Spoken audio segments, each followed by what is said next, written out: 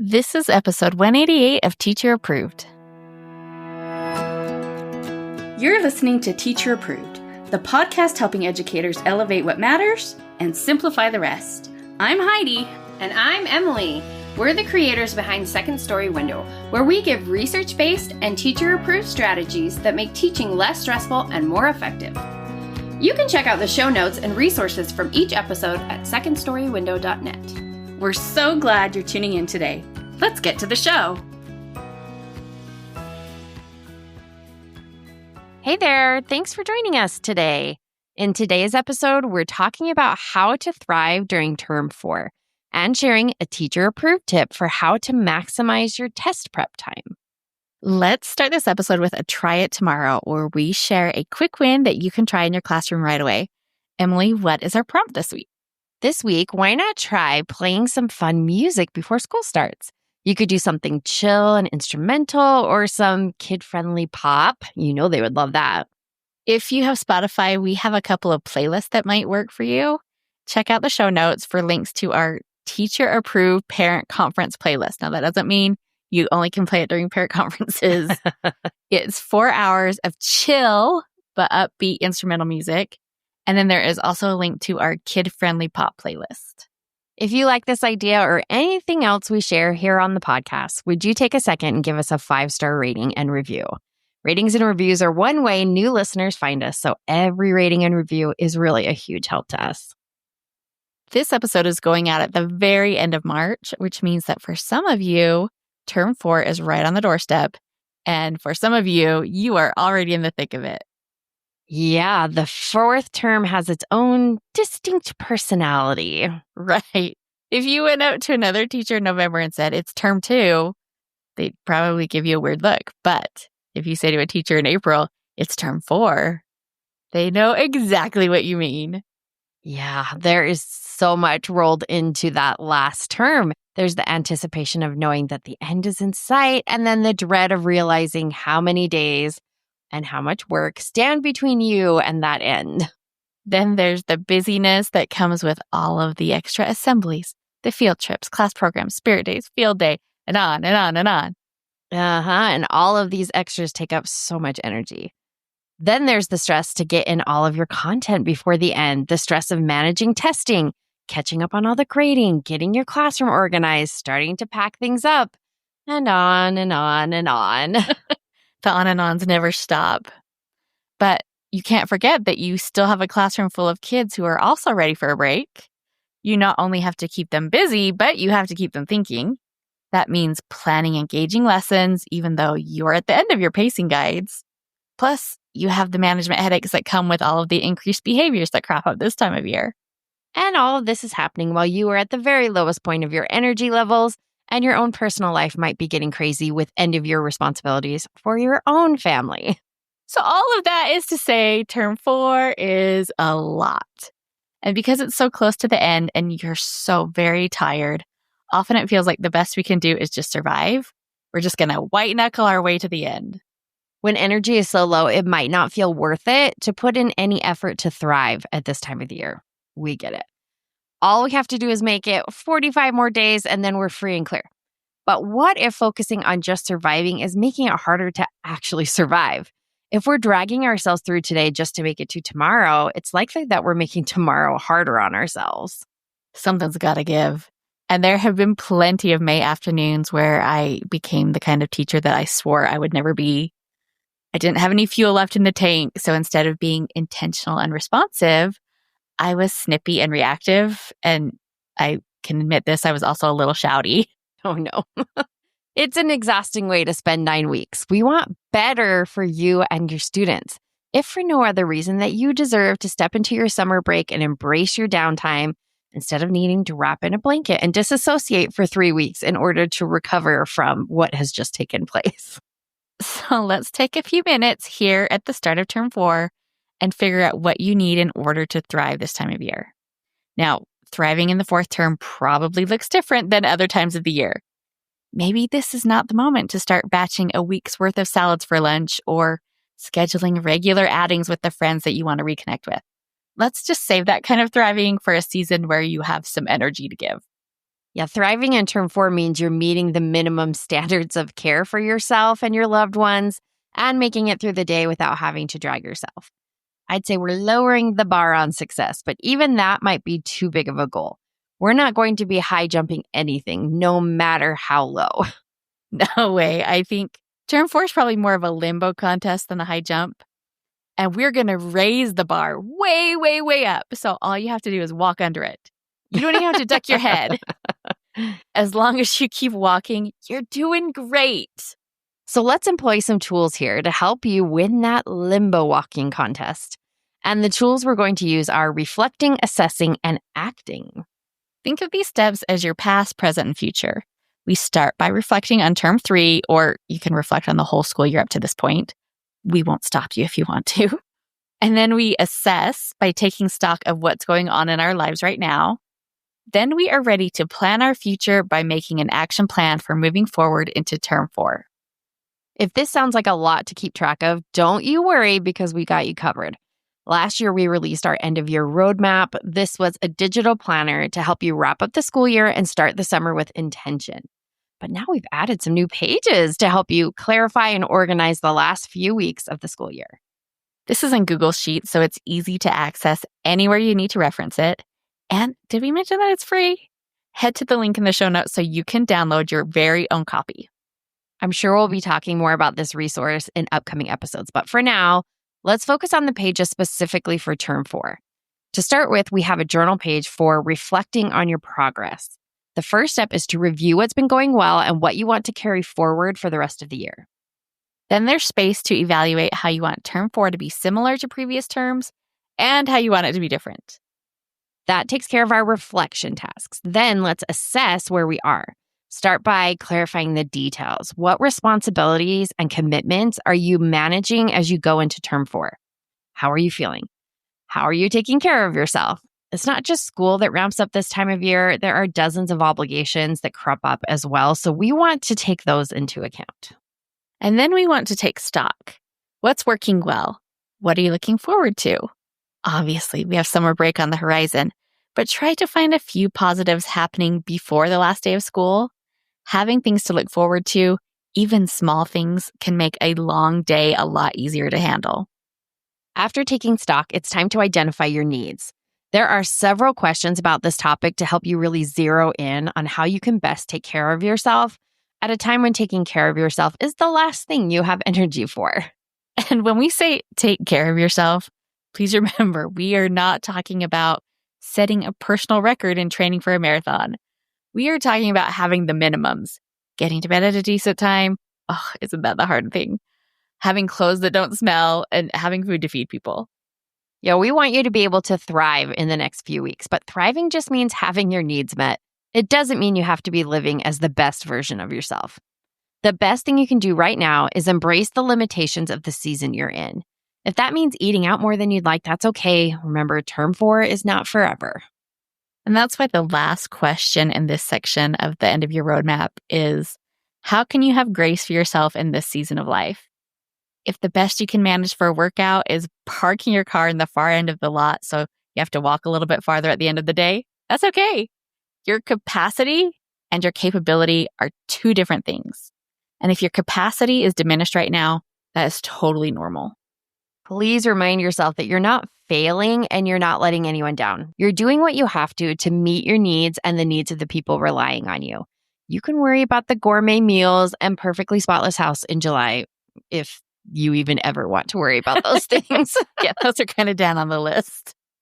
Well, now that we have figured out our past and present, let's focus on the future. We're going to create an action plan for term 4.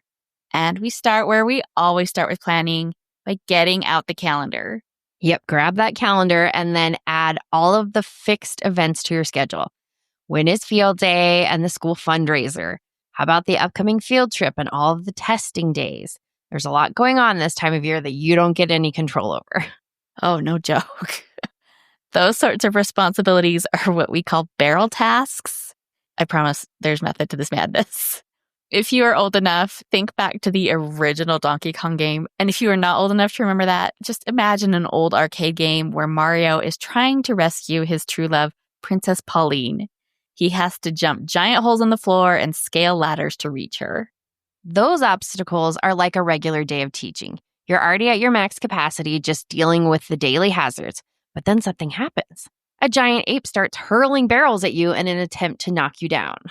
Okay, maybe that isn't literally what's happening, but it feels like that's what's happening. Donkey Kong is chucking barrel after barrel at poor Mario, and if you open your school email in April, it can feel exactly the same. Now your class needs to decorate a thank you poster to hang in the office for Administrative Professionals Day. And the district literacy coaches will be at your school on Wednesday. And now you need to drop everything to teach reading during the 30 minutes that they are scheduled to be in your class, even though that's normally your math time. And you need to sign up for a time slot to volunteer at the school carnival next Friday, and on and on and on. Those are barrel tasks, and they are exhausting. Yeah, not just exhausting, but they feel never ending this time of year. Rather than trying to dodge each barrel as it comes, let's make a list of what's likely headed our way. If you've taught before, make a list of all the things that added to the craziness last year. If you haven't taught before, reach out to coworkers who might be able to give you more of a heads up. With your list in front of you, decide if there is anything that you can just let go of. Hopefully, there are a few things that you can drop, but barrel tasks largely come from the outside, so there might not be much that you can skip. The next thing to figure out is what you can do to make each of those things easier. Maybe you can run a bunch of copies at once, or maybe you can show a movie one afternoon, or in smaller chunks over a few days so that you can get your scores input. Or maybe you can stay 10 minutes late every day to pack up a tiny part of your room. We're going to take on these barrels a tiny bit at a time. We don't want to forget anything important, so to help you tackle this in a systematic way, we have some lists in the end of your roadmap. Now, don't feel like you have to use all of these unless they are all helpful for you. But first, we have a task list. So break down all of those to-dos by task type. So that means, is this a planning task or an organizing task or a collaboration task? Add all of those tasks to your list.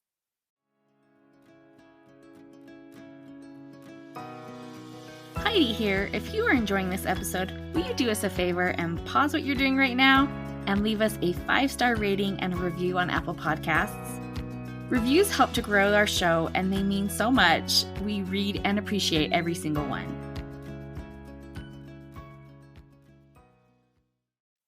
Once you know all your Term 4 tasks, you can add them to the task status list. This will help you break down tasks by type and also identify what the next step for each task should be. There's also a handy feature with this list that lets you label the priority of each task. You can mark your most important tasks as a level A, your next most important tasks are level B, and so on. And then you can rank all of the level tasks in importance from 1 to 12. So your A1 task is most important, A2 is the second most important. When you get to E5, it's probably not that vital. This step can help you know where to focus most of your time and energy. If we're not clear on what matters most, it's really easy to devote a lot of very limited resources to tasks that don't move the needle, when what we should be focusing on is getting our grading caught up or cleaning out our math manipulatives. If ranking your tasks isn't helpful to you, you might want to use the tasks by location form. This guides you through organizing your to-do list by where you are when you do that task. Is the task something you can do online? Is it something you need to do in your classroom or the workroom? And then you can break down each task by how much it costs in terms of time and energy and how important it is to the success of your other goals. Based on that information, you can decide how urgent each task is. Do you need to do it now, do it later, delegate it, or just drop it all together? This sheet is handy because it can help you make the most of any random moments you might have. If your class is watching a 15-minute science video, what could you do with that time? You can pull up this list of tasks by location and quickly identify the tasks that need to be done in your classroom. Then you can see which tasks are most important and can be done in the 15 minutes you have available. As teachers, we really have to seize any pocket of prep time that comes our way.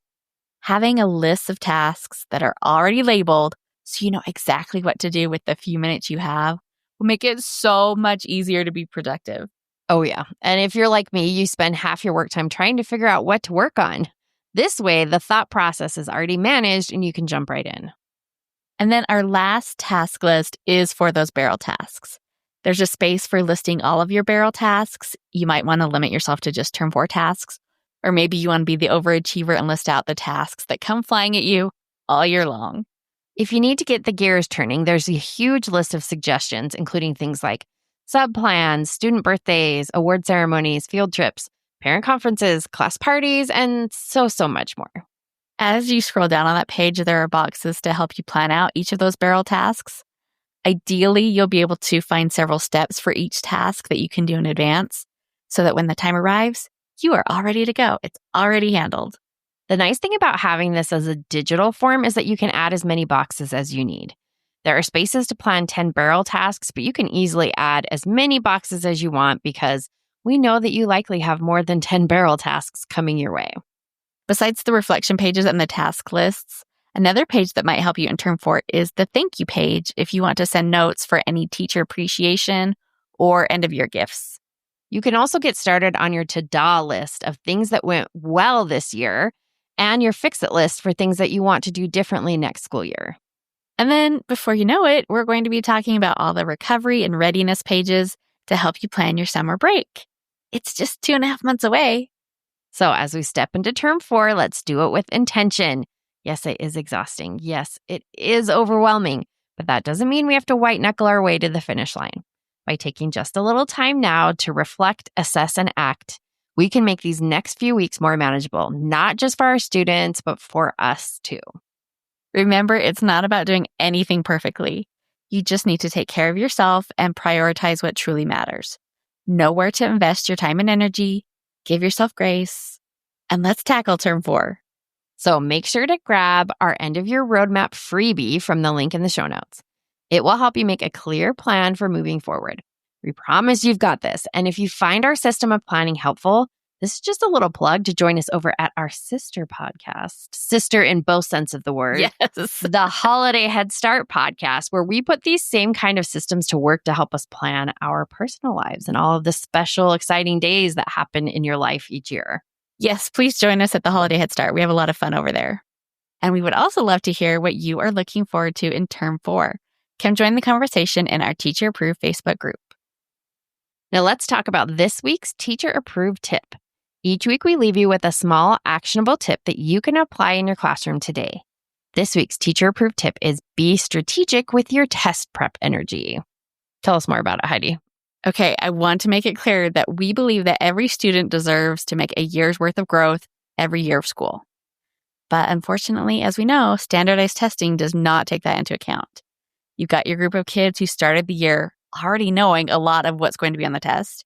And on the other end of the spectrum, you've got your kids who are going to need a year or more to catch up to this year's content.